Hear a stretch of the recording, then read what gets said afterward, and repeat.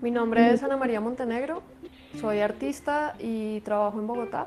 Mi Ush, trabajo ¿qué es sobre todo acerca de vamos la a manera tener en la ahí que en nos luz? relacionamos con nuestro contexto social, con nuestro contexto político y el lenguaje, las imágenes, los discursos que utilizamos para eso y todas las relaciones de poder que se tejen en esas narrativas. Trabajo sobre todo con video, instalación, internet, puestas en escena y performances que hago en colaboración con otros artistas y amigos y en general cualquier medio que me permita hacer experimentaciones narrativas. Nadie ve, nadie cree. Da miedo decirlo, pero estamos solos. Mi trabajo siempre parte mucho del texto, del lenguaje y por lo general de investigaciones acerca de temas específicos que comienzan a interesarme.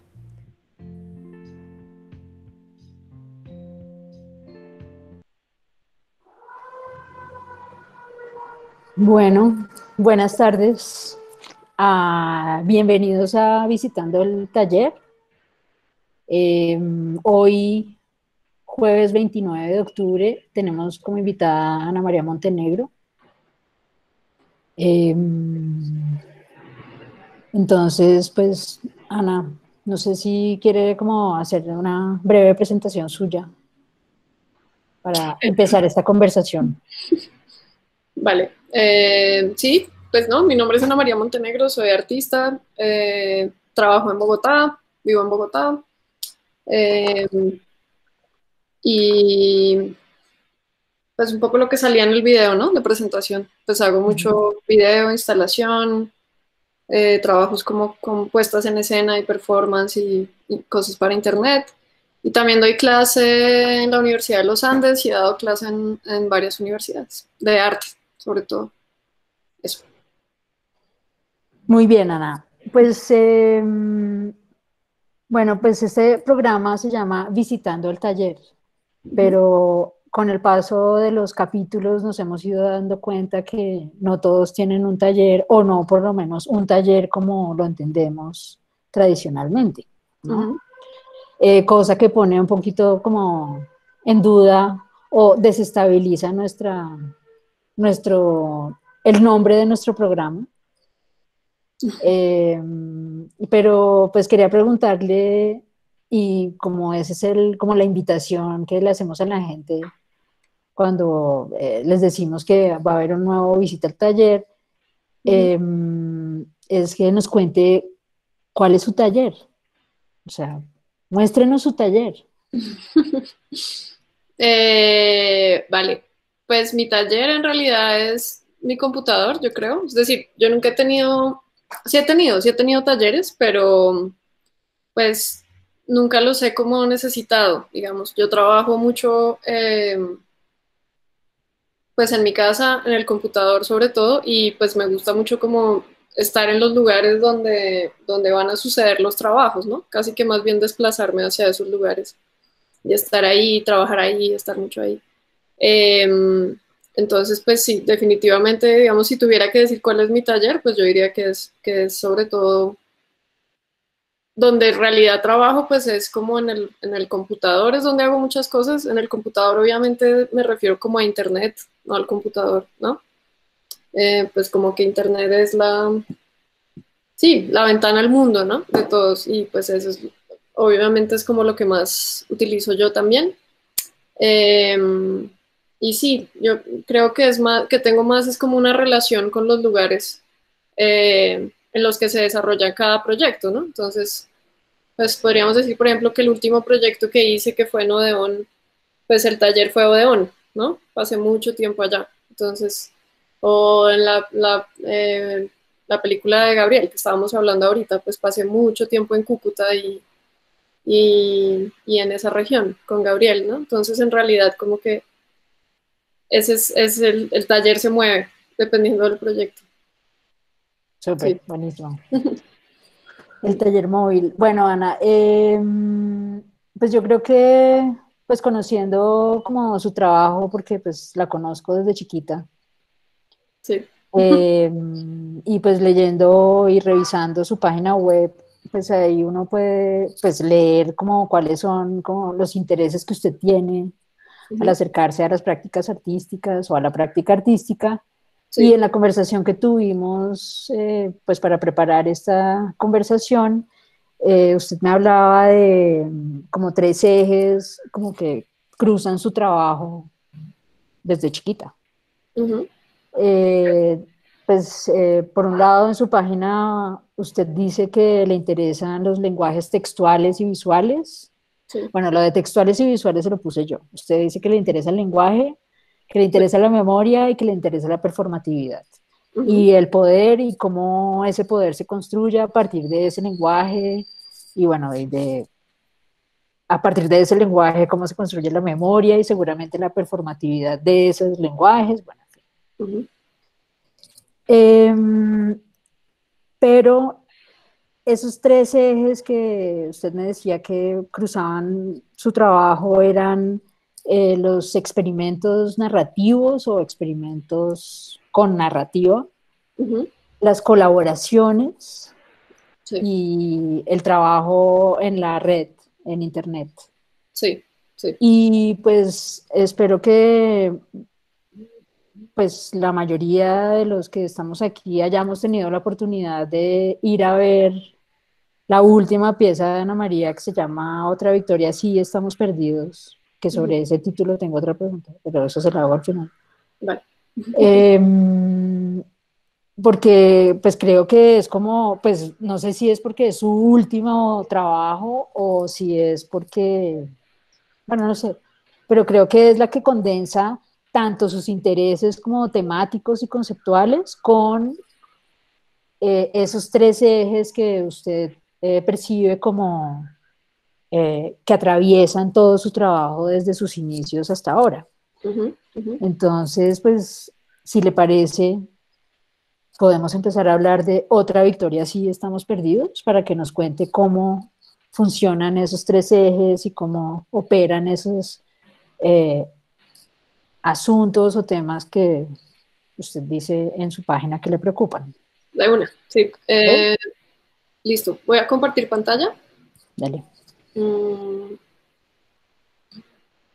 Entonces, por ejemplo, listo. Ahí ya está viendo mi pantalla. Ujú. Sí. Entonces aquí,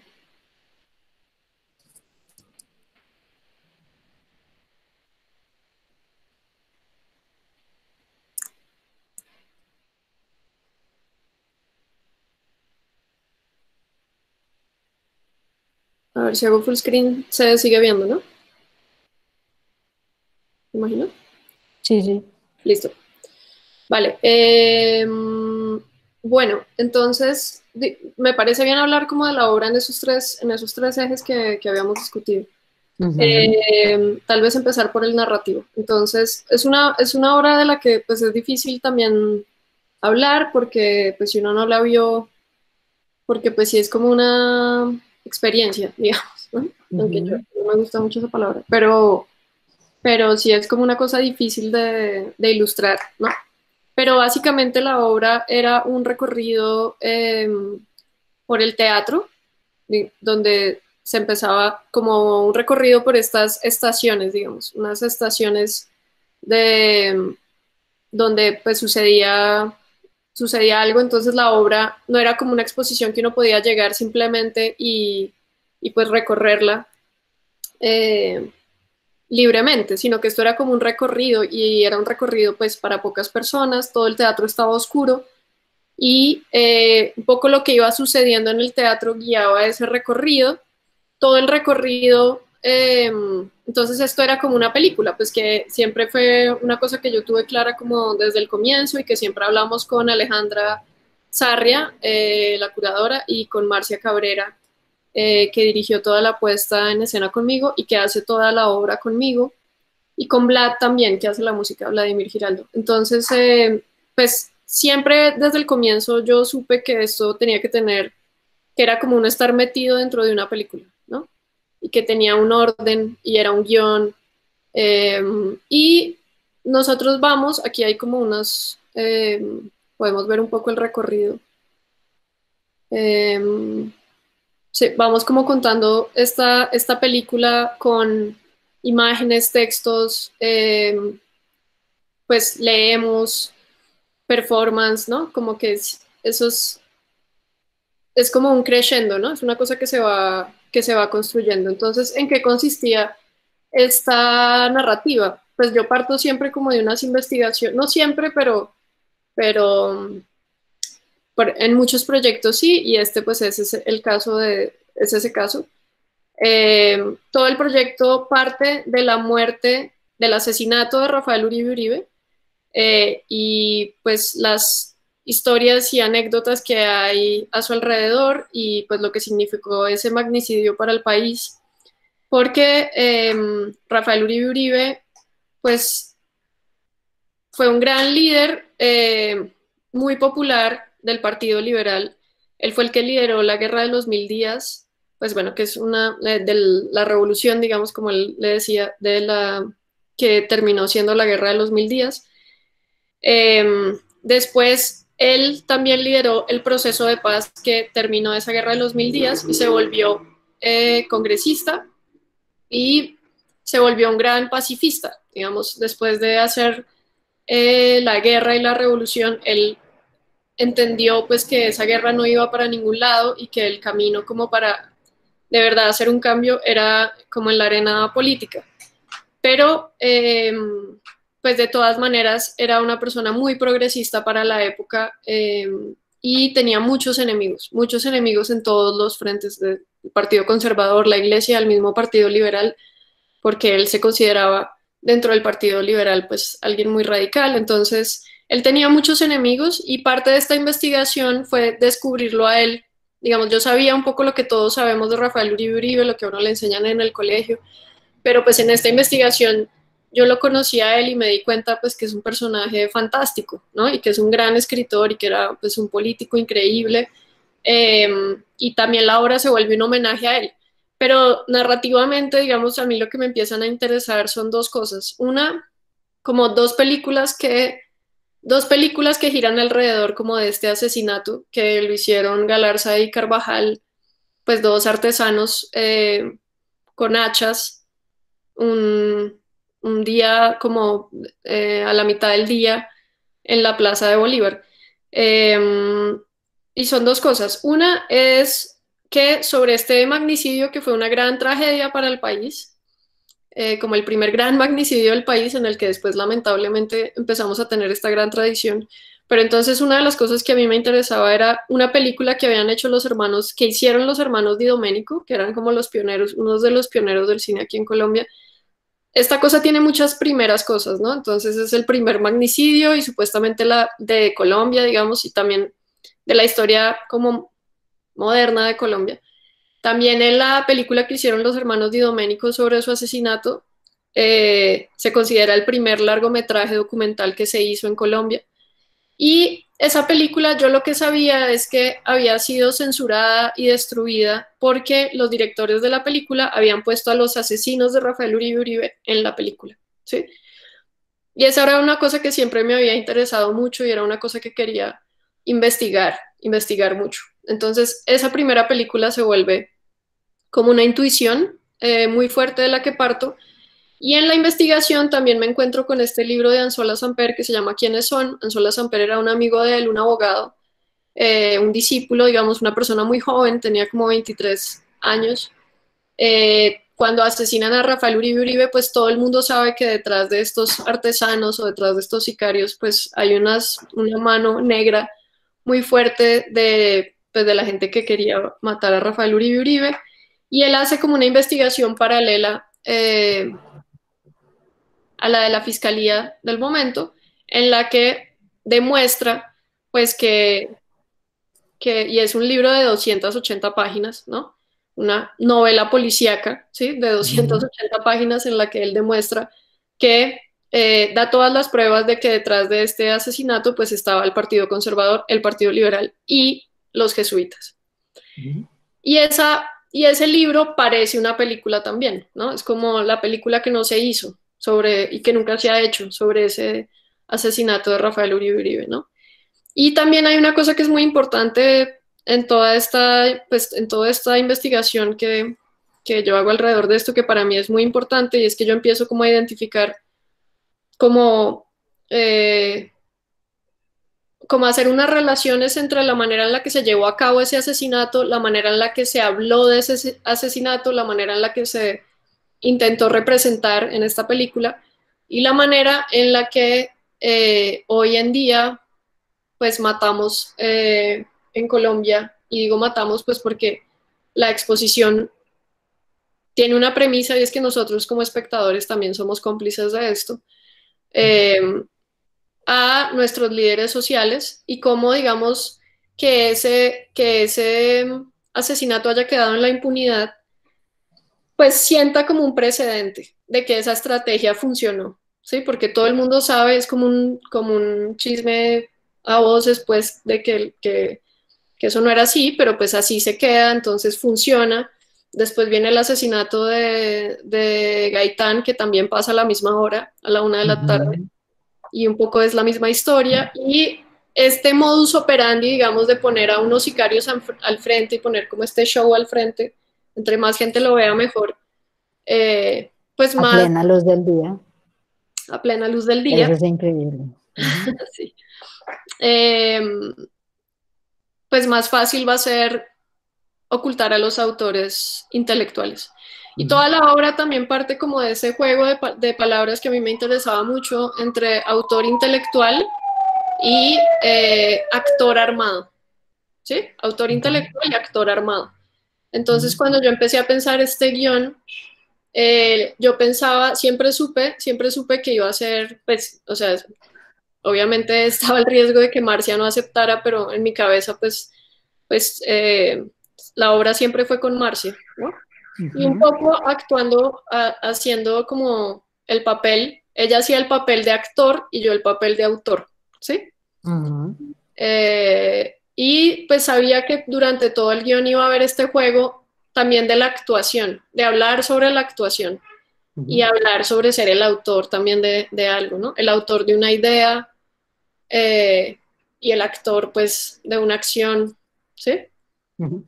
Y pues que íbamos como a mezclar mucho que íbamos no a mezclar, sino a aprovechar mucho estos juegos de lenguaje que tiene digamos, estos juegos de lenguaje o este lenguaje que se utiliza en la guerra, ¿no? Actor armado, por ejemplo.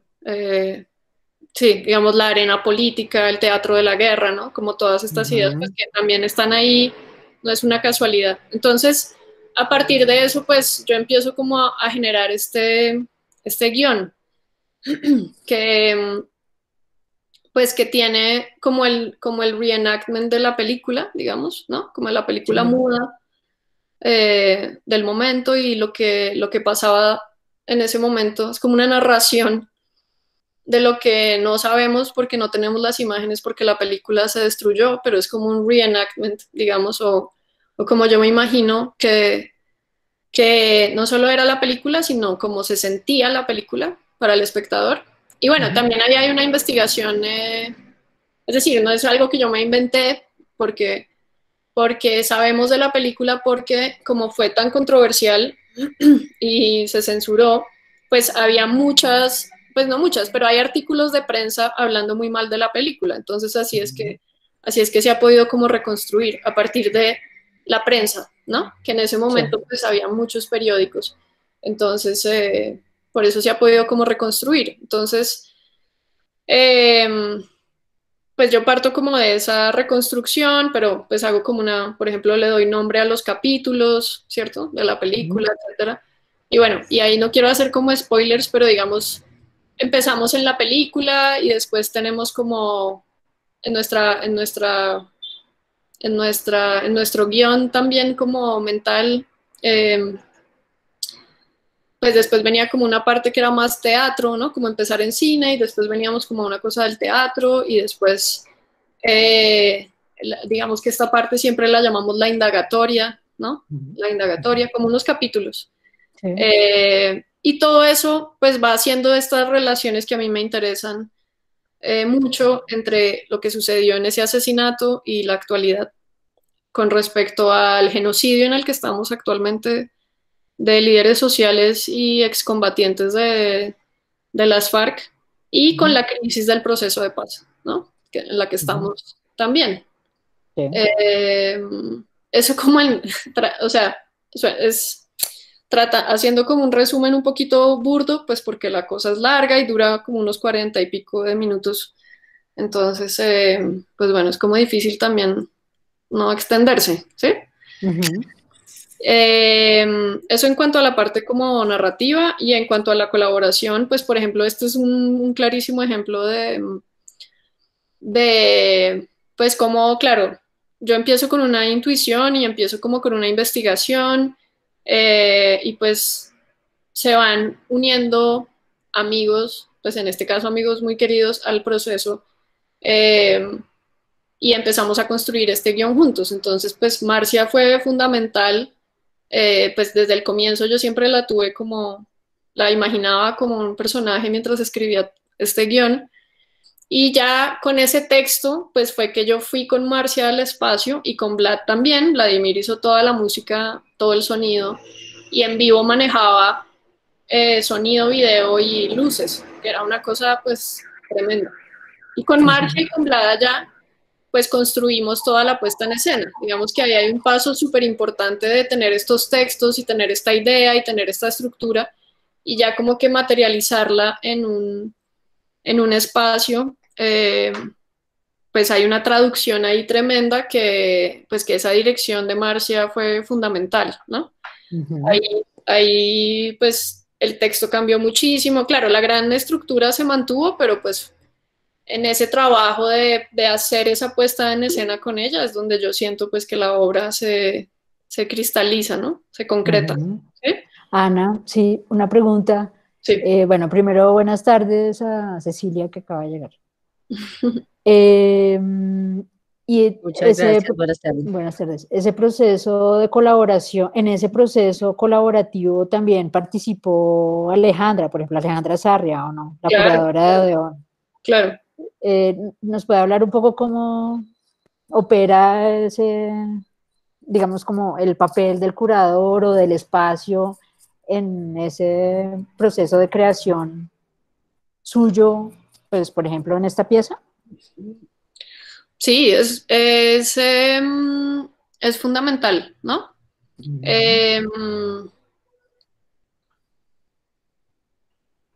Digamos que es chévere, hay como una anécdota interesante y es que Alejandra me pidió que nos viéramos en diciembre del 2019 para hacerme la invitación al espacio y yo iba con la idea de proponerle, o sea, yo no sabía nada, yo venía de un proceso también, estaba muy cansada de un proceso, pues que veníamos de cerrar el Salón Nacional. Entonces, pero yo tenía muy claro que yo este año quería hacer esta obra y que quería como investigar todo lo del drama del 15 de octubre, que es el nombre de la película, y que quería pues hacer esto. Y yo lo que le venía a proponer a Alejandra era que hiciéramos algo el 15 de octubre, ¿sí? Yo ya tenía muy claro que este proyecto debía ser en Odeón por la historia de Odeón, porque Odeón es un cine y es un teatro, o sea, fue un cine que empezó en los 30s y fue uno de los primeros como grandes cines de Bogotá. ¿Cuál era? ¿Cómo se llamaba? Se llamaba así, Odeón, Cine Odeón. Sí, y era un cine. Primero, antes de ser teatro, fue cine. Y fue cine hasta el Bogotazo, ¿sí? En el Bogotazo, pues no se sabe muy bien, no se sabe muy bien, pero parece que se incendió. Sí, sí es un hecho que después del Bogotazo no pudo volver a hacer cine, ¿sí? Pero lo que se dice es que se incendió el 9 de abril de 1948 en el Bogotazo y lo que se dice es que en ese espacio guardaron muchos cuerpos, ¿sí? O pues mantuvieron muchos cuerpos por alguna razón, no se sabe si por esconderlos, por quitarlos de la calle, bueno, en fin. Y después de eso es que se vuelve el teatro, ¿no? Y es teatro durante mucho tiempo y es el Teatro Popular de Bogotá y bueno, y después es que se vuelve Odeón como lo conocemos hoy, que es un espacio para arte contemporáneo. Sí. Entonces yo tenía muy claro que este proyecto tenía que ser ahí, pues que esa también es como una lógica con la que yo opero mucho, ¿no? Como de sitio específico. Y bueno, entonces fue muy chistoso porque yo tenía ganas de ver a Alejandra como para pedirle que el 15 de octubre hiciéramos algo, pero ella lo que me propuso fue la exposición individual para abril, para abril o mayo, pues como esas fechas. Y entonces yo le dije, no, pues buenísimo y tal, pero chévere si lo hacemos en octubre, ¿sí? Porque es el drama del 15 de octubre y tal. Y entonces ella me dijo, no hay cómo por la programación, por las becas, por tal, por tal, por tal. Y pues el mundo era diferente, obviamente lo de la pandemia ni siquiera se asomaba por ningún lado. Entonces pues yo dije, bueno, listo, nada, lo hacemos en abril. Y después vino la pandemia y la cosa se empezó a aplazar y se empezó a aplazar y se empezó a aplazar hasta que llegamos a octubre, ¿no? Que Gabriel Castillo pues diría que lo invocamos, ¿no? Casi que invocamos Todo esto tuvo que pasar, Ana. Exacto, para sí. que usted hiciera esa obra el 15 de octubre. Más o menos, es lo que diría Gabriel Castillo, del que vamos a hablar ahorita. Entonces, pues bueno, pero no, el papel de Alejandra y del equipo de Dona ha sido fundamental. Pues es una conversación que tuvimos desde el comienzo y pues Alejandra es como una gran interlocutora para estos proyectos y yo también veo ese trabajo pues como una colaboración total, ¿no? De irle dando forma a las cosas. Es muy chévere tener a alguien que está pensando siempre como en las cosas que yo no pienso, ¿sí? Básicamente. Claro. Entonces, eso es muy importante, como en términos de la experiencia del espectador y sí. Y en este proceso, pues fue muy fundamental porque pues uno, como por el gran voto de confianza que ellas tuvieron en mí, porque pues digamos de ese momento, de diciembre hasta 3 semanas antes de la exposición, yo lo que tenía era un montón de documentos, ¿sí? Como una gran investigación, pero la cosa y unas ideas, o sea, ya teníamos claro, por ejemplo, el gran letrero de la entrada, de la fachada, teníamos clara la pantalla que dividía el espacio, unas cosas que siempre supimos, digamos, cómo se iba a llamar la exposición, ese letrero, esa pantalla que iba a estar ahí, pues que yo sabía que tenía que ser un dispositivo narrativo, por la anécdota también del Salón Olimpia, pero también no quiero como hacer aquí spoilers. Y sabíamos que al final de la exposición iba a ser la instalación de los derechos de petición, ¿sí? Como que eso siempre lo supimos, pero todo lo demás se cristalizó como 2 semanas antes, 3 semanas antes, y pues era muy angustiante, porque era como tener este gran espacio vacío, como sin obras, ¿no? Sin nada. Claro. Pero pues, como con el gran voto de confianza de que ahí se estaba construyendo un texto y se estaba construyendo una idea y se estaba construyendo pues esta narración, que la única manera de que se cristalice es como estando ahí en el espacio. Y solo pudimos estar ahí en el espacio por la pandemia, muy pocos días antes de todo. Entonces fue como un súper voto de confianza y Alejandra participó en el proyecto desde el comienzo hasta el final, como una gran interlocutora, ¿no? Usted ya ha dicho 2 veces que no quiere contar cosas, como si estuviera en sus planes volver a montarla para que la pudiéramos volver a ver. ¿Eso va a pasar? Ok. Porque si ya pasó, o sea, todos los spoilers son bienvenidos, o sea, los que no la vieron. Sí, yo hablo como de spoilers por el registro, porque sí hicimos como un trabajo de registrar la obra de forma tal que después se pueda ver como una película, ¿sí? Digamos que una gran influencia para mí es Dora García, es una artista española que a mí me parece fantástica. Y pues, por ejemplo, o sea, como que yo me imagino esto, claro, es muy diferente y nunca, o sea, pero por ejemplo, Dora García hace como estos proyectos, o el último proyecto que hizo que se llama Segunda Vez, fue una exposición en el Reina Sofía, pero también fue, o sea, fueron unos reenactments de unos performances de un personaje increíble, un psicoanalista que hacía happening en los 70s en Argentina. Y ella volvió a hacer esos happenings que él hizo y los grabó y con eso hizo una película. Entonces, digamos que el resultado del proyecto es una película que se mueve en festivales, digamos, una exposición, pero también un libro, ¿sí? Como que yo siento que estos proyectos pues tienen como muchas patas y muchas instancias y me gustaría como pensar que el registro pues se vuelve como otra instancia, ¿no? La película. Y entonces ahí me parece importante como no dar spoilers. Bueno. Pero también creo que se podría volver a hacer, ¿sí? Que es una cosa a la que yo no estoy acostumbrada para nada, pero en el mundo del teatro eso sí pasa, ¿no? Como tener esas temporadas. Sí. Y pues yo he aprendido muchísimo de Marcia en ese sentido y en como en los ciclos y en las vidas de estos proyectos, ¿no?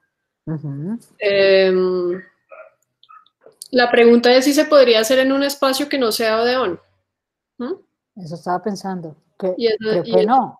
Le tocaría es como en otro espacio e indagar sobre la historia de ese lugar y pues seguramente saldría otra pieza, ¿no? Exacto, sí, sí. Pero por ejemplo sería muy interesante hacer algo alrededor de esto en Medellín, ¿no? Que es, pues Rafael Uribe es de Antioquia y pues hay muchas cosas en Medellín que tienen su nombre, ¿no?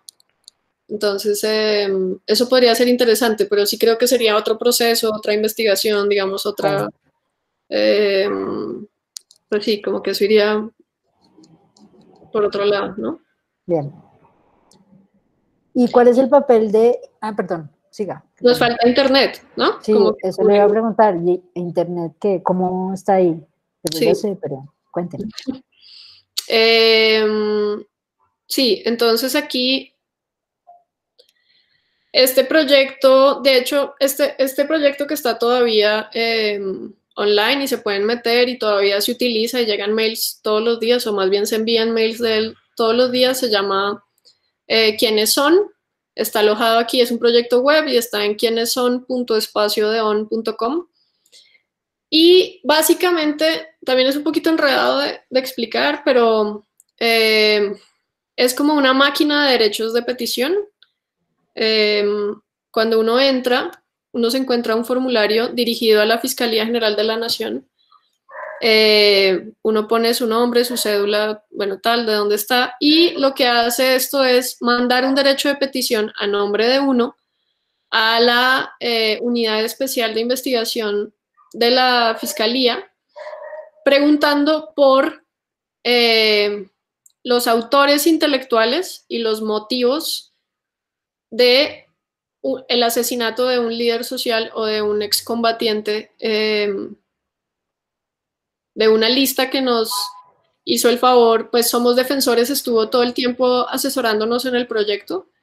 Entonces lo que hace esto es que coge uno de los nombres de esa lista de Somos Defensores, que es como una lista verificada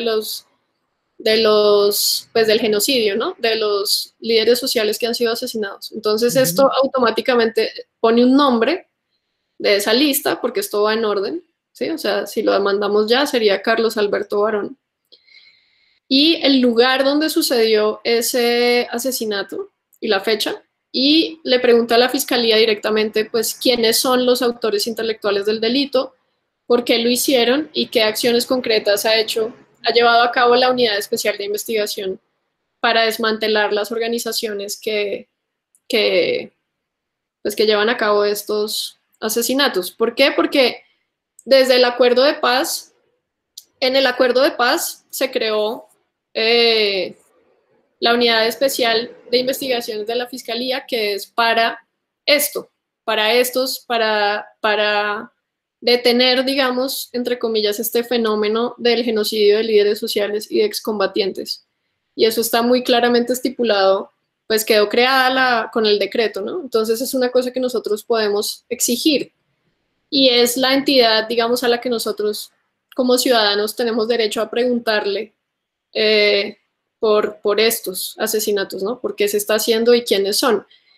Esto, pues, es una acción como ciudadana, colectiva, y se mandaron, esta es la tercera vez que se manda la lista, esta ya va siendo la tercera vez. Tendría que ver como el número exacto de cuántos vamos, pero pues ya debemos ir 2.300 derechos de petición que ha mandado mucha gente, preguntando por estas personas, ¿no? Con su nombre propio, con el lugar donde sucedió el asesinato, etcétera, como un mecanismo, pues, de presión para la fiscalía, y haciendo un link, digamos, cuando uno entra al proyecto, lo que uno se encuentra es la introducción de el libro de Anzola Samper, ¿Quiénes son?, que es el libro que les contaba ahora que escribió pues Anzola Samper, en el que intenta como develar quiénes estaban detrás de intenta, no, lo hace, ¿sí? Devela quiénes están detrás de este asesinato. Y el libro se llama así, ¿Quiénes son? Y por eso la obra se llama así. Pues este texto es bellísimo, ¿no? Esa introducción del libro es increíble. Y pues es una cosa absolutamente actual, ¿no? Y utilizamos esa pregunta de Anzola Samper, que abre el proyecto, como para hacer este link, para señalar pues que este modus operandi es una cosa sistemática, que sea pues un poco la premisa que hace el proyecto y la exposición, es que es una estrategia pues que se ha perfeccionado con el tiempo y se ha vuelto una maquinaria de muerte pues increíble, ¿no? Súper sofisticada, ¿sí? Hasta el punto en el que pues llevamos 1.000 líderes sociales asesinados desde el acuerdo de paz, y pues no hay nada, como que no sabemos cómo detenerlo, ¿sí? Y entonces estos derechos de petición eran en la exposición. Bueno, este proyecto empezó a funcionar desde antes de que la exposición se abriera, en julio, y la exposición se abrió a finales de julio, si no estoy mal, y la exposición se abrió el 3 de septiembre. Yo ya sabía, pues volviendo a esto como de la narrativa, que este tenía que ser el final de la exposición. Fue una de las cosas pues que siempre supimos, y bueno, esto al final de todo el relato, pues digamos al final de esta como película en vivo, era como una especie, cuando tratamos de describir la obra, a veces utilizamos cosas como eso, ¿no? Como la película en vivo terminaba con esta instalación donde están montados no todos los derechos de petición que se han enviado, sino uno por cada líder social y uno por cada excombatiente, desde la fecha de la firma del acuerdo de paz hasta la fecha que tiene verificada Somos Defensores, que es marzo del 2020, ¿sí? Sí. Entonces, por cada hoja que había en la instalación, pues cada hoja se refería a una persona. Entonces, este proyecto web, pues digamos que se materializa en el espacio como una instalación, pero pues es un proyecto web, ¿no? Digamos, este es como el resultado. Okay. Entonces, ¿y las respuestas, Ana? ¿De la fiscalía? Que pues yo tengo una. Chévere. Pero alguien, sí. Porque esa sí yo no la abrí. Pues la respuesta de la fiscalía es un template, ¿no? Como la respuesta de la fiscalía fue una manera como de lavarse las manos. Es decir, se le envía, porque todavía se las envían, todavía se envían derechos de petición, y todavía esa es la respuesta que recibe cada una de las personas que manda un derecho de petición. La respuesta es una respuesta automática que se le manda a todos, pues para todos es la misma, ¿no? En la que simplemente se dice que la fiscalía está haciendo el trabajo, o sea, que esa unidad especial de investigación está haciendo su trabajo, que es investigar qué está pasando, donde también se dice que no se puede revelar detalles porque afectaría la investigación. Pero eso no es así porque, bueno, yo mandé unos antes para hacer la prueba y pues me daban todos los detalles, ¿no? Entonces, y donde se dice que esto es legal, digamos, mandar un template es legal, es una respuesta de parte de ellos como que es legal para todos por el volumen de peticiones que han recibido, ¿no?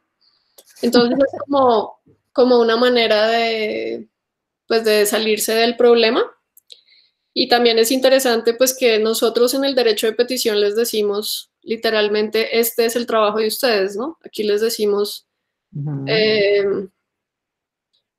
que esta entidad se creó para el desmantelamiento de las organizaciones y conductas criminales responsables de homicidios y masacres que atentan contra defensores de derechos humanos, movimientos sociales o movimientos políticos que amenacen o atenten contra las personas que participen en la implementación de los acuerdos y la construcción de la paz.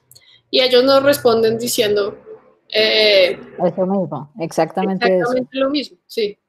Que es chistosísimo, ¿no? Entonces es como... pues sí. Es como muy triste porque el proyecto un poco demuestra...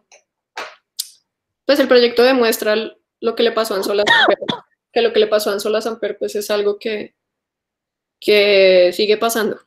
Sí, ¿no? Eso es lo más impresionante pues de una victoria así y otra victoria así estamos perdidos, y es que en ese último momento, tampoco les voy a decir qué pasa, pero hay un último momento en el que los textos que empiezan a circular por la sala solamente lo hacen a uno pensar como, o sea, nada ha cambiado.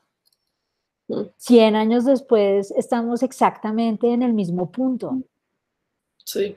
Es súper impactante y pues, sí, aterrador y bueno, pues si uno quiere hasta deprimente, pero...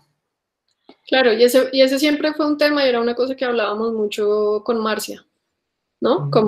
Y fue una cosa que a mí me conflictuaba mucho, ¿sí? Que es como que la obra se puede entender o es, pues claro, la obra tiene esa premisa claramente, ¿no? Y es que nada ha cambiado en 100 años.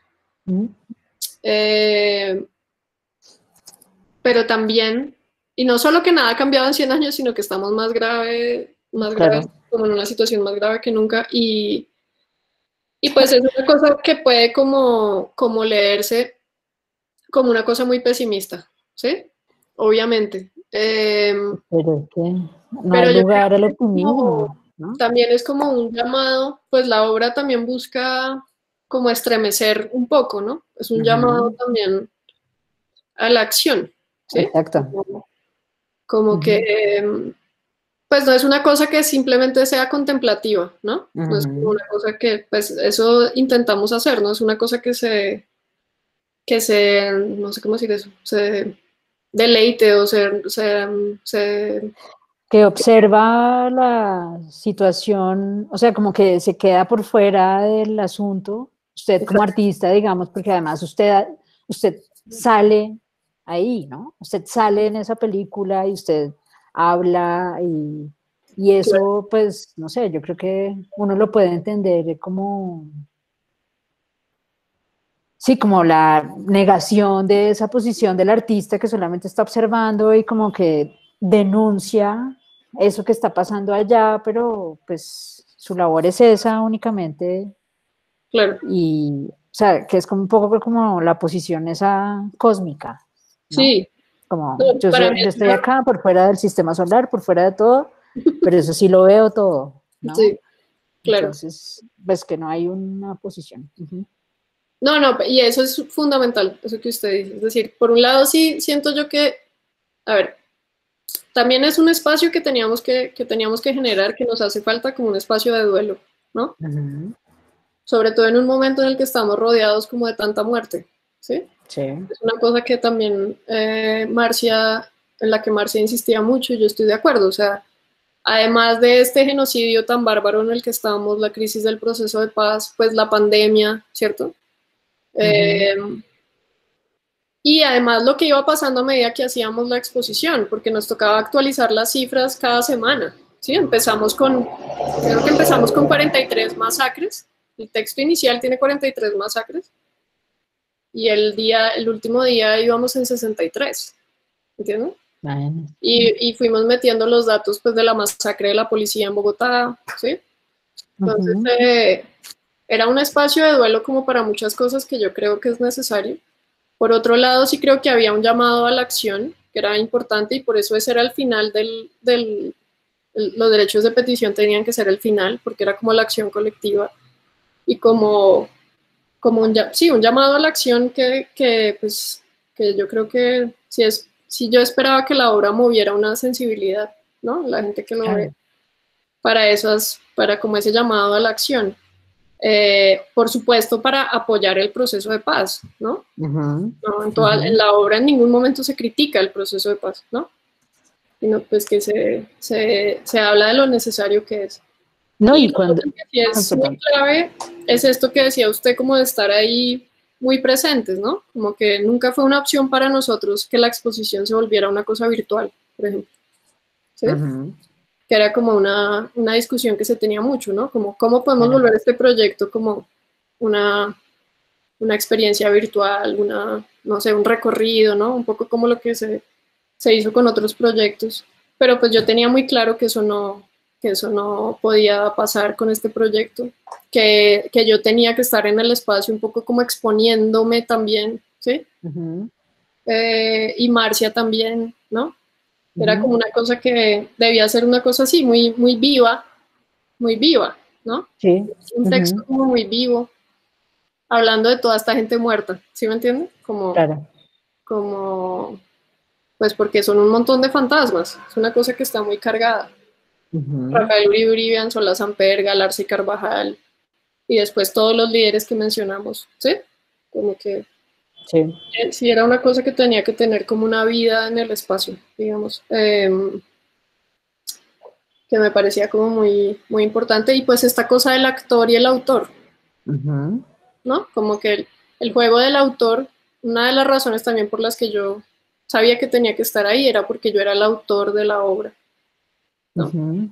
El autor de la obra de arte, digamos, como problematizando eso, así como los Di Domenico eran los autores de la película y los autores intelectuales del asesinato de Rafael Uribe, pues se usa la misma palabra, ¿no? El autor de un asesinato. Entonces, como que el autor y el actor tenían que estar presentes porque estábamos hablando de un show. Uh-huh. Entonces, como que de montaje, sí. Ese show necesita pues como esa presencia directa, ¿no? Uh-huh. Y en eso también Alejandra y Tatiana pues también confiaron mucho en eso y dijeron, pues si esto se tiene que correr hasta octubre, como efectivamente pasó, pues se corre, ¿no? Uh-huh. Pero sí confiaron mucho como en eso, en que eso tenía que pasar así, ¿no? Y ahí, eso último que usted menciona sobre el autor y el actor, y el autor como alguien que está presente en la pieza y no como aparece detrás de una ficha técnica o en un texto o algo así, sino que está ahí y está ahí no solamente para aparecer, sino para él mismo o ella misma, usted en este caso, como enunciar una cantidad de cosas y hacer evidente como como ese poder performativo del lenguaje ahí en el espacio, ¿no? Como cómo se va construyendo a través del lenguaje escrito o a través de las cosas que ustedes dicen. Marcia es su compañera de escena, ¿o no? Sí, claro. Las cosas que ustedes dicen, cómo se va construyendo ese relato y cómo se va armando como la estructura pues sí, como de poder que dio lugar a toda esta cosa y la estructura de poder y digamos que la actualidad comparada con eso que presenta el trabajo también hace evidente como su propia estructura y que pues uno empieza a decir como pero en qué momento o cómo es que está funcionando esto, ¿no? Entonces, ¿por qué no nos habla un poco sobre ese interés suyo en la performatividad, pues en este caso del lenguaje y pues sobre lo performativo, para usted qué es, cómo lo entiende? Sí, de una. ¿Y en dónde reside? yo creo que una súper pregunta también por lo que usted decía, y es que, pues, si usted se acuerda que me conoce hace tanto en todos estos procesos, pues yo todo me imaginé en la vida menos que yo fuera a terminar haciendo performance, ¿no? Como que, o sea, mejor dicho, yo nunca pensé que fuera capaz de eso, ¿sí? Y también, pues le tenía como pues también mucho prejuicio, ¿no? Que los artistas somos muy prejuiciados, pero como una especie de recelo, ¿no? Sí. Al performance, también porque yo pues veía como unos lugares comunes que se repetían mucho ahí y que se alejaban de lo que a mí me interesaba mucho, ¿no? Que era como el texto, el contenido, ¿no? A veces. Y entonces, o sea, yo nunca en la vida me imaginé que yo fuera a terminar haciendo, pues, performance, ¿no? Sí. O sea, como, Sí, pues uno no se acuerda, es como el pie descalzo, sucio, el camino de rosas, la vela, o sea, ¿no? Pues yo sé que no todos son así, pero... Sí. Y pues yo creo que usted se acuerda como en la universidad cuando yo estaba terminando, pues, o sea, no, eso era para mí como un horizonte totalmente, no me interesaba. Pero, claro, a medida que fui como, yo creo que ahí hay como una, como una distancia que yo tomo, ¿sí? También siento que, o sea, uno se demora en poder hablar de estos temas, ¿sí? Sí. Como que pues eran como una necesidad que yo tenía poder como hablar de esto, del contexto social en el que me muevo, del contexto político, ¿sabe? Como poder hacer obras sobre esto, pero siempre como con un gran respeto y una distancia, ¿no? Y como entender qué puede hacer uno ahí de verdad, como que no, obviamente no desde el activismo, pues esto no va a cambiar la situación del país para nada, ¿sí? Seguramente no va a evitar ningún asesinato, ¿sí? Pero discursivamente, pues como que yo siento que no tengo otra opción que hablar de estas cosas porque estos son los problemas en los que yo pienso todo el tiempo, ¿entiendes? Entonces, desde el lenguaje. Entonces, pues no hacerlo también sería en un punto como dejar de hacer arte, ¿sí? Claro. Es como una cosa que para mí pues no es una opción. Entonces, lo que pasa, yo siento que yo llego como al performance como casi que por una necesidad, o sea, como que el trabajo mismo me obliga a hacerlo, ¿sí? Y a mí todavía me cuesta mucho decirle a eso performance. Es más como unas lecturas dramáticas en voz alta o como... porque llega un punto en el que el recurso como narrativo se agota, ¿sí? Entonces, pues ya no era suficiente tener el texto en la pantalla, que fue una cosa que hice mucho y que hago mucho todavía. No era suficiente pues el video, ¿sí? No era suficiente. Como que llega un punto en el que toca hablar en voz alta, ¿entiendes? Como, Claro. y llega un punto en el que toca como, por una cosa solo de que el proyecto mismo exige, como esa presencia se vuelve como imperativa, ¿no? La primera vez que yo leo algo así en voz alta, es no sé si todavía les estoy compartiendo pantalla. Sí, ya lo sabemos todo. Con este proyecto, que se llama Alta Definición Estándar, lo teníamos por aquí señalado, que es una instalación, digamos que tiene a un lado, es una instalación que habla de un momento muy específico, de dos momentos muy específicos del 2014. Estos son los videos, digamos, que aparecían. Ya les muestro como el setting de la instalación. Entonces, este es un video que es mudo, los dos son mudos, que es el partido en el que nos sacaron del Mundial. Del Mundial del 2014. El partido en el que perdimos con Brasil, pues que íbamos a llegar a la semifinal y fue como un momento súper dramático. Entonces yo cojo este partido y le quito todo el fútbol, digamos, quedan solo como los primeros planos de cuando ellos no están jugando fútbol, ¿sí? Entonces, es como el partido de fútbol sin el fútbol. Entonces, claro, es una cosa súper dramática porque los muestran pues cuando están como preparándose para jugar, peleando, llorando, ¿no? Pues esta cosa que a mí me empezó a interesar mucho del drama, la idea del drama, ¿no? Y del show y todo esto, y al otro lado estaba unos dibujos como una especie de animación de los escenarios que yo recordaba desde donde se hacían las alocuciones presidenciales en la Casa de Nariño, ¿no? Porque son como dos imágenes muy recurrentes de mi infancia como en la televisión, y cuando yo pienso como en cómo fue crecer viendo la guerra por televisión, pienso en estas imágenes, en el presidente dando discursos y en el fútbol, ¿sí?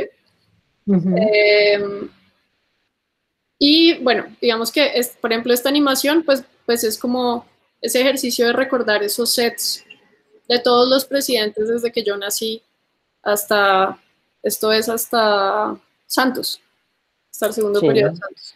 Y en la mitad había un teleprompter, ¿sí? Y en ese teleprompter, cuando hay un discurso que está pasando todo el tiempo, que es este teleprompter, está en la mitad de esos dos videos. Esta es una versión que se hizo con proyección del performance en Nueva York. Y ahí está pasando el texto, pero yo empecé a sentir la necesidad, y el texto es un texto que es un collage, nada de eso lo escribí yo, que son textos, eran textos de Santos, las FARC, o sea, el equipo negociador de paz de las FARC, o sea, Humberto de la Calle, etcétera, y de Peckerman y los jugadores de la Selección Colombia, ¿sí? Y todos los textos hablan del principio y el final del partido, el principio y el final del proceso, de ganar, de perder, ¿sí? De pelear, de no pelear, ¿no? Como que yo veía una relación en esos lenguajes que era muy interesante. Y pues esto se refería a momentos muy específicos en los que se hacían anuncios sobre el proceso de paz, y justo ese día habían unos partidos pues que distraían mucho la atención, ¿no? No me quiero alargar mucho porque, bueno, cualquiera de estas obras como que tiene un contexto detrás, pero básicamente yo empecé a sentir que yo necesitaba leer estos discursos porque era muy importante escucharlos, no era lo mismo leerlos, ¿sí? Y entonces esa fue como la primera vez que yo leí algo en voz alta, y yo creo que todo lo que hago ahora es como una especie de leer en voz alta, simplemente, ¿sí? Más que performance, es como leer en voz alta, y en ese leer en voz alta encontrar como relaciones en textos que sobre todo pues no son míos, ¿no? Sí. Es como... Ahí pues yo me refería a esa performatividad del lenguaje que es como súper poderosa, y cuando, pues bueno, yo lo entiendo así. Cuando hablamos de performatividad del lenguaje, hablamos de ese como poder que tiene la palabra al enunciarse. Entonces, por ejemplo, creo que es Eve Sedgwick la que dice que cuando uno se va a casar y dice, sí, acepto, claro, con esas dos palabras está asumiendo como toda una posición en el universo y una forma de actuar que pues incluso la gente que se casa efectivamente dice que la vida era una hasta ese momento y después empezó a ser otra. Porque ese acto del habla tiene efectos en la vida, ¿sabes? Tremendo. O sea, no solamente, eso es muy importante y sí, me parece buenísimo que lo haya identificado ahí en esa obra, porque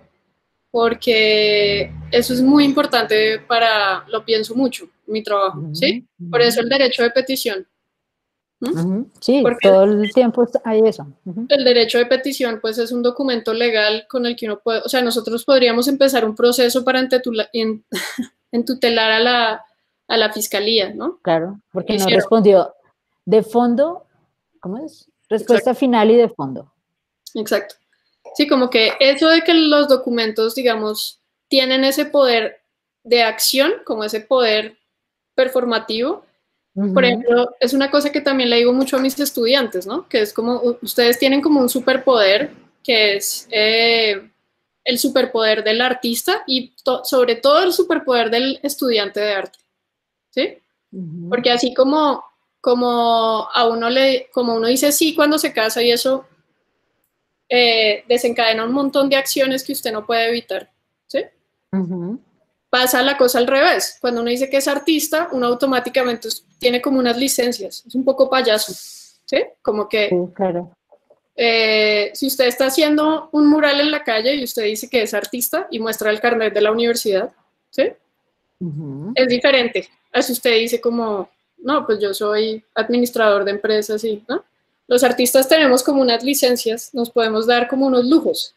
Y yo muchas veces para muchos trabajos ya habiendo salido de la universidad decía que era estudiante de arte, ¿sí? Porque así la policía me perdonaba cosas, me dejaban entrar a cosas, ¿me entiende? Como que me dejaban grabar en lugares, pues porque, sí, como que los artistas tenemos también eso, entonces es como un superpoder, entonces usted dice soy artista y ya tiene como, es como lo único bueno, ¿no? Digamos, No, como hay muchas cosas buenas. en el sistema, ¿me entiendes? Como en el sistema opresor, de la burocracia. Claro. Heteropatriarcal, ¿ok? Exacto, sí, es como, sí, yo creo que es un superpoder como chévere que uno tiene. Y también, por ejemplo, ahorita estoy haciendo un proyecto, pensando un proyecto con declaraciones juramentadas, ¿sí? En notarías. Bueno. Y ahí estoy en eso, pues porque las declaraciones juramentadas son como unas verdades absolutas, y es eso que usted dice, es un contrato. Entonces usted va y dice en el notario como el cielo es morado, ¿sí? Y pues, bueno, no, porque ahí el notario le diría no es morado, entonces no se lo dejaría hacer, pero digamos, cualquier verdad que usted va y dice, ellos tienen como el poder de decir esto es verdad, y quien demuestre lo contrario, pues me podría meter a mí a la cárcel 2 años, ¿no? Entonces como que es una provocación, pero es como jugar a eso, ¿no? Ese papel que contiene la verdad porque si se demuestra que es mentira, hay una acción detrás, ¿no? Se desencadena esa acción.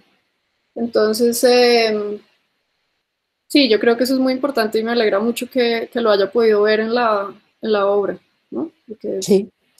súper... Ahí, pues bueno, estas conversaciones, pues digamos que las llevamos como el presentador y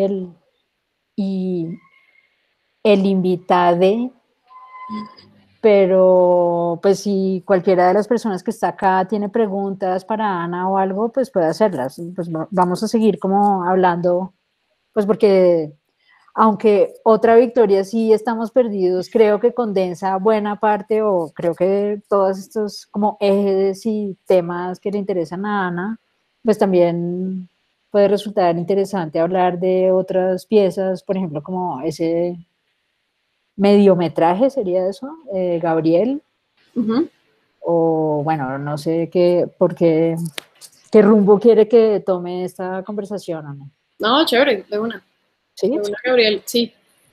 Entonces, Y esa peli está ahí en Vimeo y todo el mundo la puede ver, entonces, chévere va a poner el vínculo a Gabriel acá de en una. el chat, ¿no? Buenísimo. Para que la gente lo tenga. Y Sí. me acaban de preguntar también que si esto va a quedar grabado. Entonces nosotros hacemos estas conversaciones hemos estado haciendo estas conversaciones con diferentes artistas para grabarlas y ponerlas en la página de la Galería Santa Fe, que ya la puse aquí en el chat, en el capítulo de programación virtual y visitando el taller. Y ahí van a encontrar todas estas conversaciones que hemos tenido. Creo que empezamos esto hace como en abril, mayo, creo. Entonces ahí, y pues la idea es como tener una memoria de lo que están haciendo las y los artistas pues en este momento en Bogotá, y entonces pues es como un banco de memoria interesante y va a quedar el trabajo, pues esta conversación también ahí grabada. Listo, Ana. Entonces, Gabriel. ¿Quién es Gabriel? ¿Cómo se encontró? O sea, cuente cómo fue eso. Bueno, Gabriel, yo tal vez podemos poner aquí una imagen para que veamos a Gabriel mientras hablamos de él. ¿Y si lo ponemos en silencio, el corte? Sí, mientras hablamos de silencio. Aquí está. De pronto, es que es como, yo creo que hasta mudo lo atrapa uno. A ver, voy a adelantar un poquito. Esta es como una súper buena imagen. Bueno, Gabriel Castillo, yo lo conocí. Hágale play, Ana, por favor. Ah, sí, lo conocí. Ah, pero se nos va el full screen, no importa. Ya. A Gabriel yo lo conocí en un viaje de investigación que hice para el Salón Nacional. Como parte de ese proceso de curaduría, nos dividimos el equipo curatorial y fuimos a las regiones a ver los resultados de los salones regionales y hacer, pues, precisamente visitas de taller.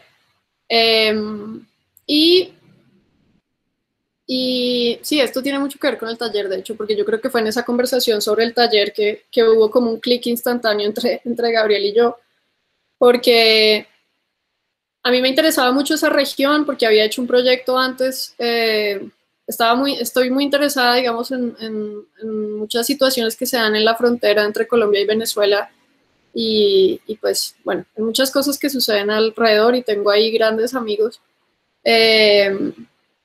El caso es que escogí ese lugar para ir y fuimos con Adriana Pineda, a investigar y llevábamos como una lista y nos habían recomendado hablar con Gabriel. Adri también lo había conocido por un proceso que había sucedido en Medellín, en Taller 7, donde él había estado. Y básicamente era la primera cita que teníamos con Gabriel, pero llegamos y el primer día él nos canceló la visita al taller y nos dijo que no, que le daban muchos nervios, que estaba muy nervioso y que prefería no hacerlo, pero durante todo ese fin de semana como que fue un guía nuestro por teléfono, ¿sí? Nos decía a qué restaurantes ir, a qué lugares de Cúcuta ir, como que estuvo muy pendiente de nosotros. Y al final terminó yendo al hotel. El último día que nos íbamos fue al hotel y fue a llevarnos unos regalos. Nos llevó como unas esculturas que yo tengo aquí, unos peluches y unas esculturas. Y entonces yo le dije a Gabriel pues que de todas maneras habláramos. Era nuestro último día y le dije que no era necesario ir al taller para hablar. Y yo le dije que yo no tenía taller y pues que sí, que eso no era, que nos podíamos tomar un café, que podíamos ir y que nos contara sobre su obra, y a él eso lo entusiasmó mucho, y entonces nos dijo, no, entonces mejor hagamos un paseo, y yo las llevo de paseo, en vez como de sentarnos a tomar café, y entonces buenísimo, y nos llevó en carro, nos llevó él manejando al museo que sale en la película, que es el Museo Arqueológico. Sí, el Museo Arqueológico que sale en la película. Es increíble, el arqueólogo es increíble. Es increíble, ¿no? sí. Esta señora así como el mesoterio ese no sé qué. Bueno. Es buenísimo. Tratando de ubicarlo aquí. Bueno, el caso es que nos llevó y nos hizo pues todo eso que sale en la película, pero a mí me impresionó mucho que a medida que íbamos en el paseo, pues él señalaba esto, señalaba montañas, me señalaba eso que sale en la película. A mí me gustaría hacer aquí un volcán porque Cúcuta no tiene volcanes. A mí me gustaría hacer aquí un nevado. Ah, este es el museo. Porque aquí tampoco hay nevados, entonces podríamos hacer un nevado si le pintamos la punta de la montaña, la pintamos blanca, y aquí me gustaría hacer un túnel, ¿no? Y así. Y eso para mí fue como fantástico. O sea, ahí yo supe inmediatamente pues que Gabriel iba a estar en el Salón Nacional. Pero también supe y después volví varias veces, ¿no? A hablar con él y tal. pero también era muy claro para mí que no era suficiente llevar sus obras a Bogotá, pues porque me parecía que no tenía ningún sentido como separar esas obras del contexto y de esa relación que tiene Gabriel con el lugar donde está, que es tan increíble. Y no porque las obras no se sostengan solas, digamos, Gabriel ha expuesto en un setting de galería muchísimo, pues porque tiene unas obras buenísimas y se mueven solas, ¿no? Entonces, pues Gabriel es totalmente autodidacta, sin títulos y sin nada, pues ha logrado estar en unas galerías buenísimas de Caracas, en salones, en bueno, un montón de cosas. Pero pues a mí lo que me interesaba era que la gente conociera a Gabriel, entonces, y conociera como sus obras también en su contexto, ¿no? Y entonces lo que le propuse fue que hiciéramos esta película, que me parece que, pues yo creo que fue como de las cosas sí, o sea, a mí me parece, o sea, para mí es un regalo, pues, haber conocido a Gabriel y haber hecho este proyecto porque, no, pues yo creo que es algo que a uno le pasa también después de ver la película, pero conocerlo a él en persona es una cosa increíble. Y le propuse entonces que hiciéramos una película sobre él, sobre su obra, sobre Cúcuta, pues él se súper entusiasmó y nos embarcamos como en ese proyecto y él vino a Bogotá, pues para mí también era muy importante que la gente lo conociera, vino a hacer obras en el Salón y estuvo acá como en una especie de residencia durante el Salón, ¿sí? Y ahí hizo obras, pues yo tengo aquí algunas en mi casa, ¿no? Como la nueva Che que está aquí, está, ¿sí? Que en la película sale como en el cuaderno y aquí hizo como este tablero gigante con la nueva Che que es tremendo. Y bueno, la cosa es que presentamos en el Salón la película que fuimos como editando durante el Salón, ¿no? Y al final la presentamos y fue muy chévere pues porque la gente ya lo conocía y la presentamos ahí pues entre sus obras, ¿no? Entre las obras que vino a hacer a Bogotá, dentro de esta lógica también muy de Gabriel de como de llegar a un lugar y reaccionar a ese lugar, ¿no? Y a ese espacio. Pero pues tiene mucho que ver con lo que hablábamos de la colaboración, ¿no? Pues claro, también era como un experimento, era difícil, o sea, para mí esto es un experimento curatorial, sin duda, ¿no? O sea, yo veo esto como, sí, como una labor, sí, de curaduría también, pero con un formato como diferente, muy cercano, si es una colaboración, pues fue una colaboración muy estrecha, ¿no? En la que yo hice como una película que siempre había querido hacer, ¿sí?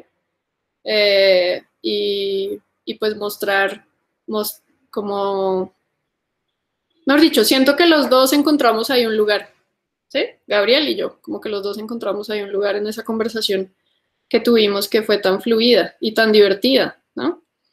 Que es lo que tiene Gabriel, que uno pues como que le devuelve a uno como yo siempre hablo de eso como que a mí me devolvió una alegría que se me había como refundido, conocer a Gabriel, ¿no? Como una fe un poco renovada, ¿no? En que uno sí tomó la decisión que era, como al apostarle a hacer arte. ¿Mm? Y bueno, pues Gabriel es de una genialidad absoluta, entonces pues fue una delicia de proyecto. Sí. Bueno, muy bien. No sé si alguien quiere hacerle alguna pregunta a Ana para que abra su micrófono o, o seguimos recorriendo esta trayectoria. Quería preguntarle, o preguntarte mejor, ¿cuál ha sido el origen de tu relación con el texto, con el lenguaje? ¿Por qué tienes esa afinidad? Y si has revisado el texto de John Searle de Actos de Habla en algún momento. Sí, sí, sí, sí. Lo mencionamos ahorita, ¿no? ¿O no? No sé si, bueno, a ver, mi relación con el texto, yo no sé, a ver, mejor dicho, pues voy a tratar de buscar aquí como un momento. O o sea, yo creo que es una cosa como que es como un momento que también yo veo ahora en mis estudiantes y que trato de propiciar en mis estudiantes y que para mí fue muy importante en la universidad, que suena como tonto, suena tonto y es tonto, ¿sí? Pero es como descubrir el arte conceptual, ¿sí? Como de verdad entender, eh, de verdad que también suena tonto, ¿sí? Porque es una contradicción, pero como de verdad entender el arte conceptual como qué es y a qué iba y, y ese momento, o sea, yo creo que eso es como una cosa, y en la escuela que me tocó a mí, en ese momento, ¿sí?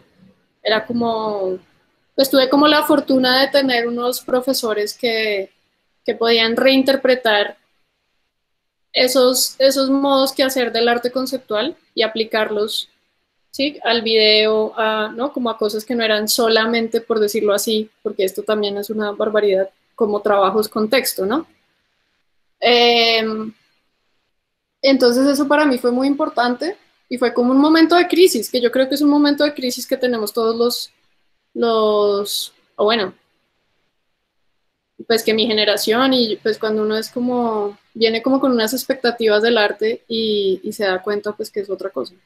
Pero es un descubrimiento y una crisis que es genial y que si uno tiene como alguna intuición, eh, no sé, o algún afecto o algún como cariño, no sé, como que si uno tiene algunas intuiciones poéticas, digamos, ¿sí? Y si uno es cercano como a unos lenguajes poéticos y a unos quehaceres poéticos, ¿sí? Pues uno ve en el arte conceptual y en todo lo que produjo después, pues un montón se abre como un mundo, ¿no? Se abre un mundo. Y eso para mí fue tremendo. Para Gabriel también, por ejemplo. Hablamos mucho de ese momento, como que eso también es muy chévere de Gabriel. Gabriel es un gran maestro. Entonces, yo creo que fue a partir de ahí que yo empecé como a hacer muchos experimentos con texto eh, y pues siempre me gustó mucho escribir, ¿no? Escribir siempre fue como algo muy importante, pero pues paradójicamente en el momento en el que yo empiezo como a estudiar arte, dejo de escribir, ¿no? Yo creo que el último cuento que escribí pues fue como antes de la universidad. A uno esto le puede como quebrar eso también fácil. Eh, sí, entonces pues yo creo que fue en ese momento como de la universidad entre comillas, descubrir las posibilidades del arte conceptual, que suena, que es un poco naif decirlo así, ¿no? Pero creo que quienes hemos estudiado arte entienden muy bien como a qué punto me refiero y pues yo me quedé muy pegada ahí, me quedé muy pegada ahí, yo creo. Y, o sea, digamos, buscando como en obras mías, digamos, de texto, hay como una cosa con el graffiti que siempre me ha interesado mucho. Por ejemplo, este fue como un proyecto que hice, uno de los primeros proyectos que hice en la universidad y también uno de los primeros en los que me metí en líos, eh, que hice como este graffiti en un espacio de la universidad que decía se lee de izquierda a derecha. Y aquí decía izquierda y derecha y era como un graffiti pues muy pues provocador para la Universidad de los Andes, digamos. Y que yo pedí permiso para este espacio para hacer una pintura y me lo dieron por 3 meses. Hice este graffiti y pues duró una semana, ¿no? Y yo quería como obligarlos a eso, como ver qué pasaba, hacer el experimento, pues porque esto no dice nada, dice como una verdad, ¿no? Que es que nosotros leemos de izquierda a derecha y lo pone al revés. Bueno, ahí empezaban a haber unos juegos que todavía están muy presentes en muchos trabajos míos y pues duró una semana, ¿sí? Yo creo que este fue como el primer proyecto que hice como con texto, eh, y después vino, tal vez que sea así como texto, bueno, aquí hay otra cosa con el graffiti, que es como un fanzine, pero yo creo que no tenemos tiempo para ver eso. Tal vez el otro que es este proyecto que hice en Lugar a Dudas, eh,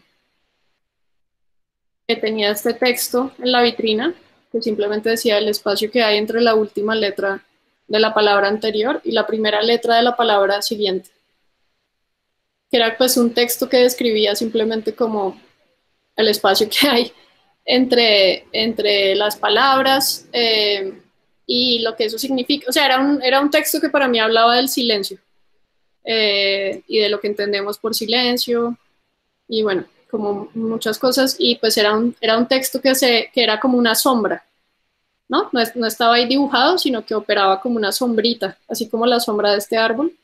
Pues esto era una sombra y bueno, estos juegos pues me empezaron a interesar mucho y esto pues fue evolucionando pues a lo que yo siento que hoy es como una relación con el discurso, que es otro tipo de texto, ¿no? Como con la idea de discurso en todas sus dimensiones, discurso político, discurso, pues, discurso como en general, ¿no? El discursar y el discurso. Pues que empieza a volverse ese texto que tiene que leerse en voz alta, ¿no? Es como una diferencia entre un texto que es un discurso y un texto que no. Es como un texto que tiene una intención como para ser leído en voz alta. Es como me gusta como pensarlo. Pero pues yo creo que todas las obras son textos. No creo que las obras, digamos, no creo que solo las obras mías que tienen texto son sobre el texto. O sea, yo creo que todas las obras que yo hago son textos y todas las obras que yo hago parten de textos y todas las obras que hago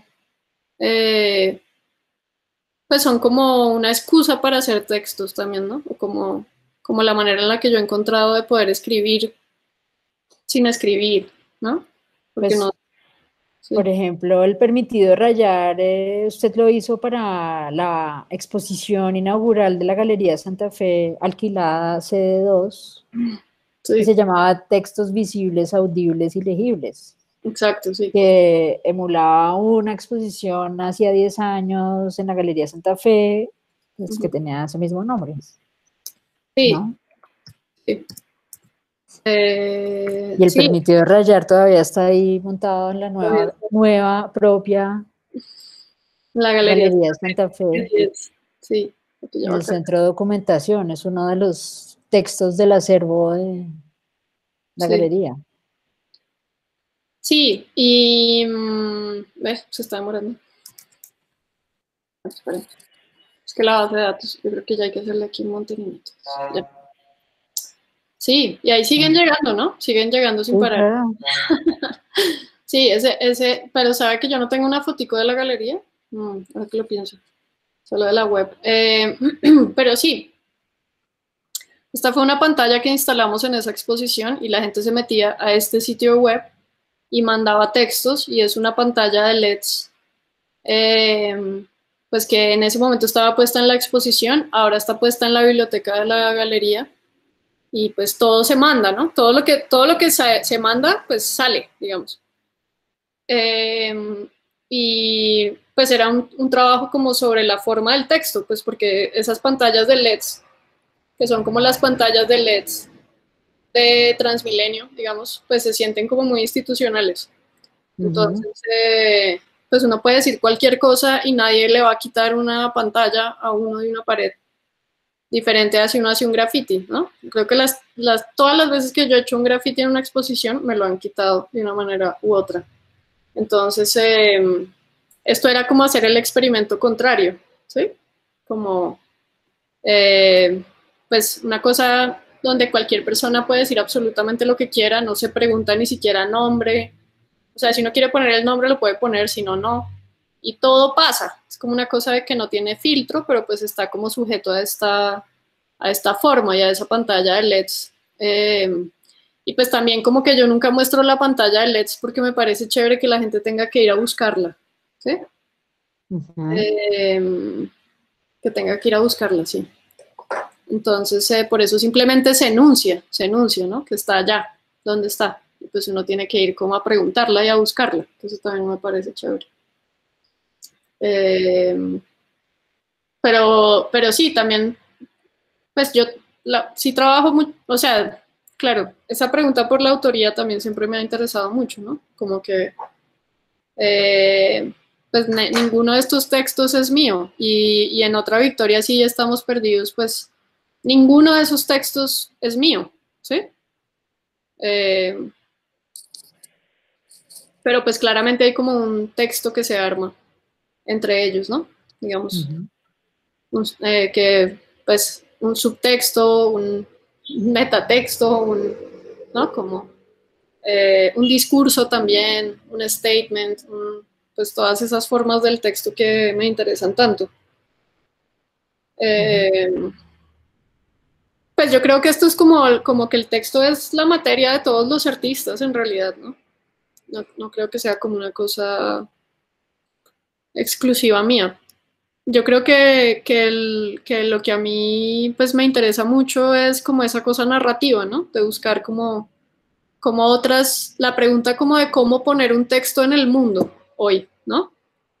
Como cómo poner un texto en el mundo hoy me parece una pregunta muy difícil, pues si estamos todo el tiempo en pantallas, todo el tiempo leyendo cosas, ¿sí? Sí. Digamos, ¿cómo hacer que un texto se lea? Es una súper pregunta. ¿Y cómo hacer que un texto se oiga? ¿Y cómo hacer como unas preguntas muy básicas de la comunicación también, ¿sí? Cómo hacer que a uno lo oigan, ¿sí? Me parece que es una súper pregunta para los artistas hoy, ¿no? Entonces, pues sí, esa pregunta me interesa mucho, definitivamente. Y pues claro, la narrativa y el drama es como una súper herramienta para que un texto se oiga y llegue a la gente, ¿sí? Siempre es una mentira, siempre es una mentira. O sea, el drama es como una mentira, es un encanto, ¿no? Así como se encantan, como sí, exacto, como se encantan serpientes, digamos, contar historias es eso, ¿no? ¿Eso sí es verdad? Pues en la teoría como brechtiana, digamos, del teatro y del drama, etcétera, pues sí, esa es la premisa, ¿no? No, pero digo, sí es verdad que con una flauta usted puede hacer que una serpiente cascabel salga de un canastico y haga... Pues no sé, o ¿Alguien lo sea, ha visto? nunca he visto una, Yo tampoco. pero pues sí, yo creo que es como eso, como entender ese encanto así tal cual de las serpientes, como, pues yo siento que es como el campo del arte, ¿no? Es como nuestro trabajo también. ¿Mm? Voy a prender aquí una luz porque se oscureció esto. Sí.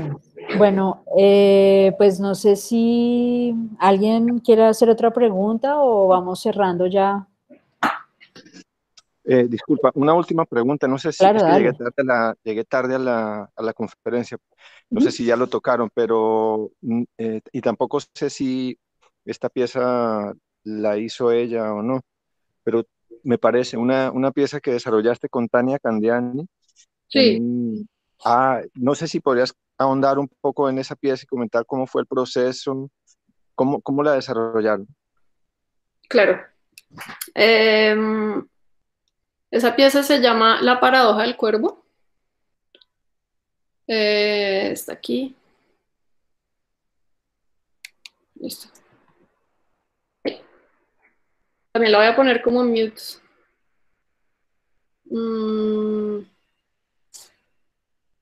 Sí, esta pieza pues viene de esta invitación de esta exposición que también se hace en Odeón, de Tania, en la que pues Tania parte como de los telones, ¿no? La figura que se utiliza acá es el telón. Y entonces hay 4 tipos de telones, ¿no? Hay 4 tipos de telones, el que se abre así de arriba hacia abajo, que fue el que yo escogí, se llama guillotina, el que se abre así, digamos, del centro hacia los lados. Hay 4 tipos de telones, entonces por cada telón Tania invitó a un artista para que se hiciera un trabajo como alrededor de eso y el problema de la representación desde el ángulo que uno lo quisiera tomar pues, del que hemos venido hablando. Y yo lo que hice fue, también es como un proyecto larguito de explicar, pero pues básicamente lo que ahí fue cuando yo empecé como a intentar aproximarme a este problema, a esta tragedia en la que estamos del genocidio, pues de líderes sociales en el que estamos. Pues yo sabía que quería hablar sobre eso y tenía ahí unas intuiciones. Sabía que el problema que me interesaba era que justo en ese momento íbamos como en 282 líderes sociales asesinados, más o menos, y bueno, todo era como una lectura.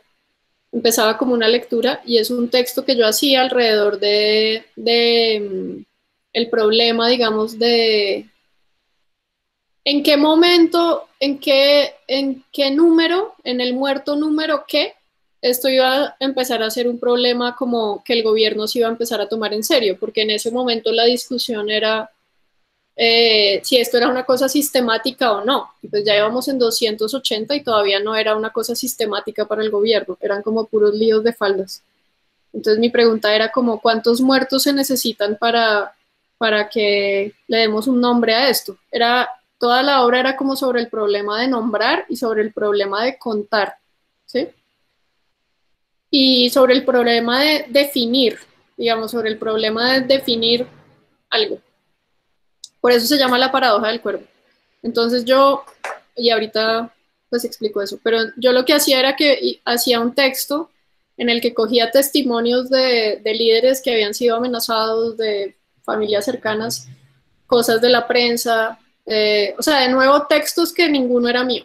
Bueno, algunos sí eran míos, digamos, los que hilaban como el ensayo sí eran míos, pero es un texto sobre eso que yo empezaba a leer en voz alta y tenía dos micrófonos, uno para los testimonios y otro con un efecto diferente y otro como para mi voz, ¿sí? Y mientras yo estaba hablando y diciendo este discurso, se empezaba a escuchar a lo lejos una banda de guerra y eso era lo que yo quería, que se escuchara como algo muy lejos, que no pertenecía a la obra, y la banda de guerra pues se iba acercando y se iba acercando.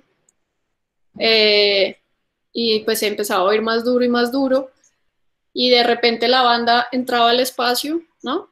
Y empezaba, pues cuando ya estaba cerca del espacio, a mí ya me tocaba hablar muy duro, y cuando ya entraba al espacio, pues me interrumpía totalmente, y esta banda de guerra se iba como transformando, entonces era también como la narrativa de la cosa. Al principio era la angustia de que la banda de guerra estaba como callándome, ¿sí? Un poco hablando de esa censura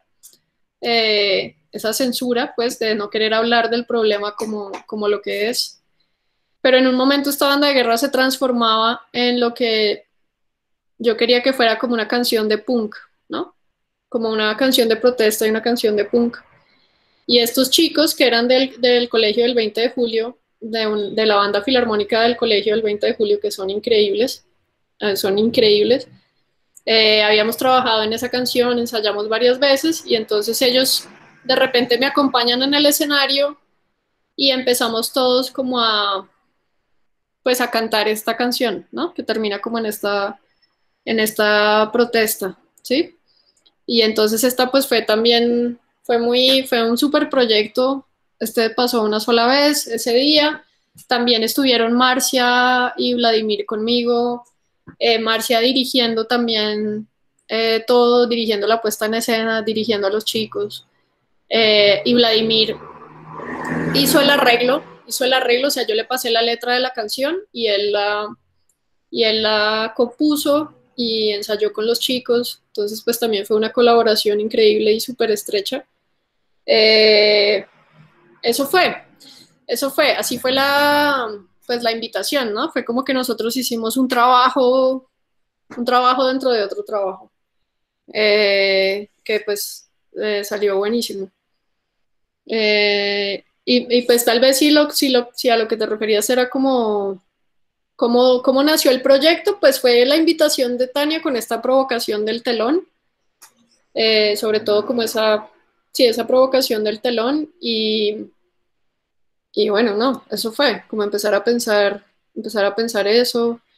Creo que Tania con los otros artistas tuvo como una colaboración más estrecha que conmigo porque no estaba en Bogotá. Yo fui la primera, este fue el primero, entonces Tania no estaba aquí, ¿no? Entonces era más una cosa como de yo contarle cómo íbamos, contarle un poco la idea eh, y ya, y ahí fue saliendo, y ahí fue saliendo. Pero pues también era como una intuición que yo tenía desde la universidad, no sé si Cata se acuerda, como de trabajar con una banda de guerra, ¿no?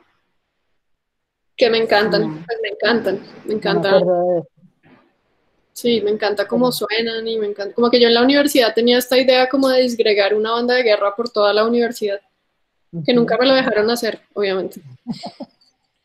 Y ya en ese Hagámoslo punto ahora, Ana. me odiaban, sí, entonces como que ese era un proyecto muy fallido mío, ¿no? Que yo tenía ganas como de coger una banda de guerra y sí, por toda la universidad regarla, ¿no? Entonces como que la gente escuchaba solo una trompeta, pero una trompeta muy cerca, pero muy lejos toda la banda y Ujú. bueno, es algo que todavía me gustaría hacer.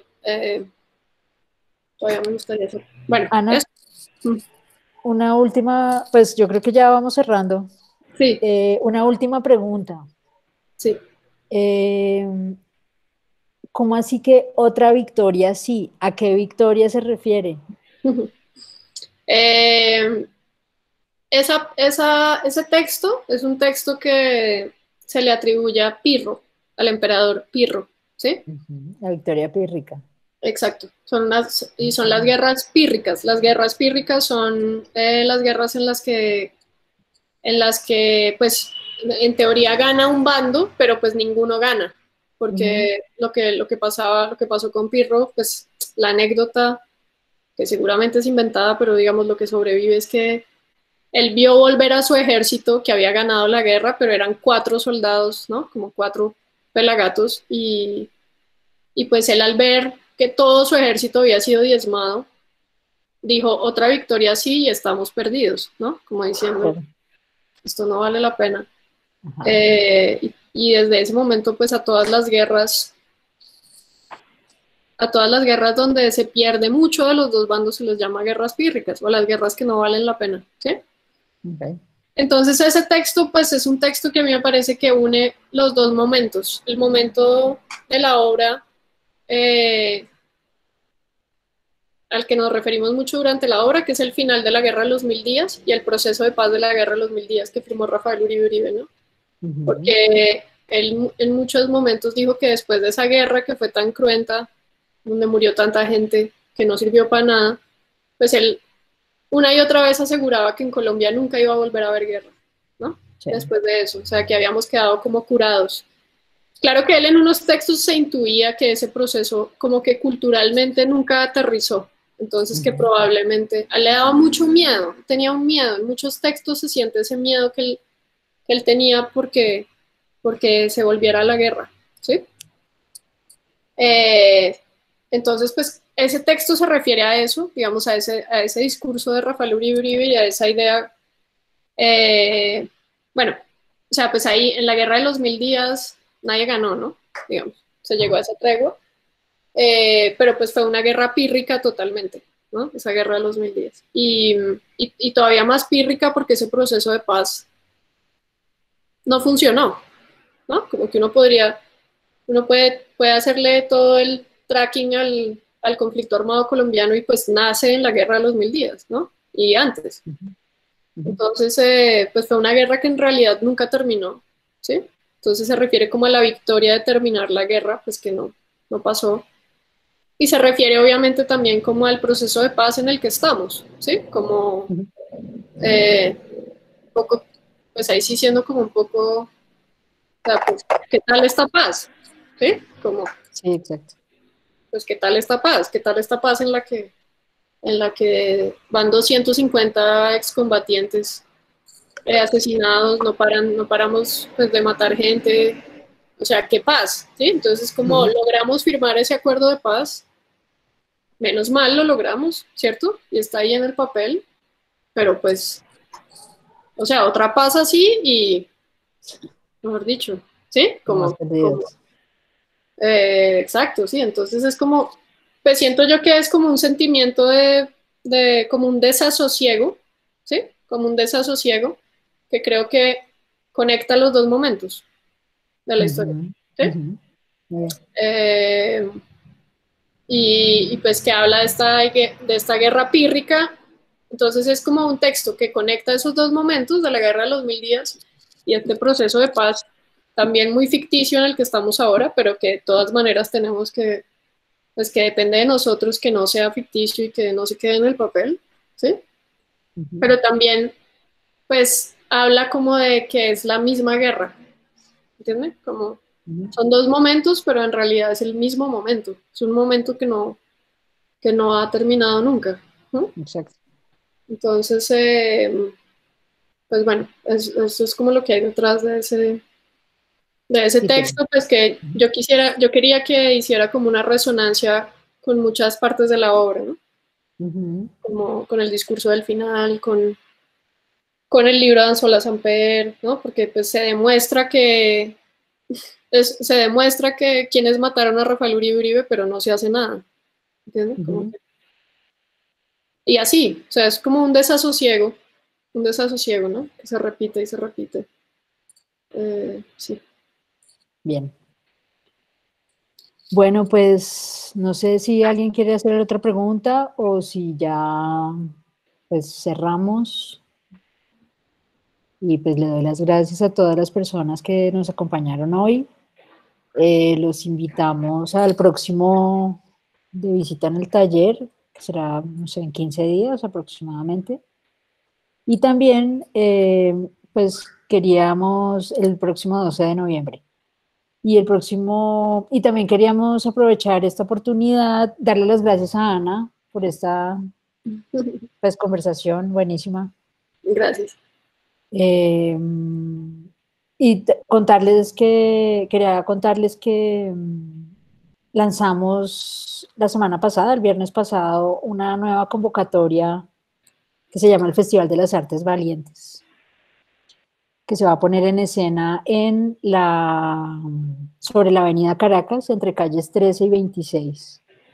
Ujú. Ahí en el chat acabo de poner la dirección a la convocatoria, se vence el 30 de noviembre y pues busca como financiar proyectos colaborativos de artistas con organizaciones y personas que viven y trabajan en ese sector para transformar social y culturalmente esa zona. Pues digamos, es un primer paso hacia ese objetivo. Entonces, pues quería sí, aprovechar esta oportunidad para invitarlos y también para, pues como contarles que pues yo por lo menos estoy un poco triste porque pues hoy se murió Jaime Ávila. Mm. Entonces, pues nada, que lo vamos a extrañar mucho. Mm. La galería también lo va a extrañar mucho. Claro. Entonces, pues ya, muchas gracias. Hasta la próxima. No sé, Ana, ¿quiere decir No, algo de cierre? mil gracias por la invitación, la verdad. Con mucho gusto, un placer. Vale, Chévere. Bueno, bueno, que estén muy bien. chao. Chao.